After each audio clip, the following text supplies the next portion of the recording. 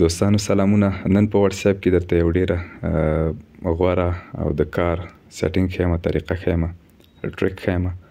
نو تاسو څنګه کولی شئ چې چیټ باکس چا سره چې مو خبرې کړې وي او همداسې د واتس اپ ګروپ یو شارټ کټ دلته د موبایل په صفحه باندې تاسې کړئ.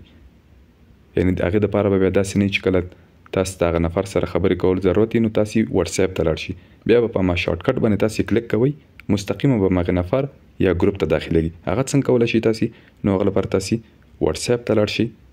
واتس اپ ته چې لاړئ، اوس مثلا دغه یو ګروپ د فیسبوک او لیکنې، زه غواړم د دې یو شارټ کټ د موبایل په صفحه باندې راشي.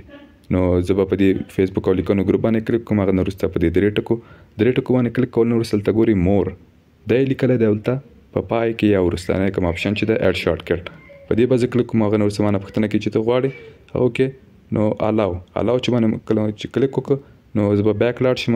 دلته ګورئ تاسې لیدلی شئ چې دغه اپشن دلته اضافه شوی، شارټ کټ دلته هغه شوی. نو زه پرې کلیک کوم، ګورئ مستقیم هماغه ګروپ ته داخل شوم. نو د دې تر څنګ که تاسې غواړئ چې یو شخص سره تاسې یا انډیوال یا کوم دوست وي هغې سره مو چیټینګ کړی، هغې چیټ باکس تاسې په شارټ کټ په توګه هغه راولئ په سکرین باندې راولئ د موبایل.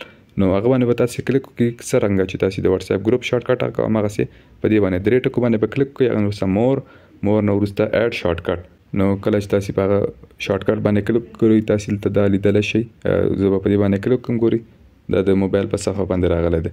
نو په دې توګه تاسو کولی شئ چې کوم مهم چیټ باکس وي، چیټ چې وي یا هم ګروپ وي، هغه تاسې د موبایل په صفحه باندې هم راولئ. نو دا و د نن ویډیو. که ویډیو مو خوښه شي در سره لایک کړئ، کوم نظر پوښتنه لرئ د کمنټ لرئ شریک کړئ. که چینل مو تر دې دمه نه وي سبسکرایب کړی در سره سبسکرایب یې کړئ چې په راتلونکي نورې ویډیوګانې زر سره شریک کړم. نو تر بلې ویډیو مو په پاک او مهربان رب سپارم. هر چیرې چې یاست ودان اوسئ.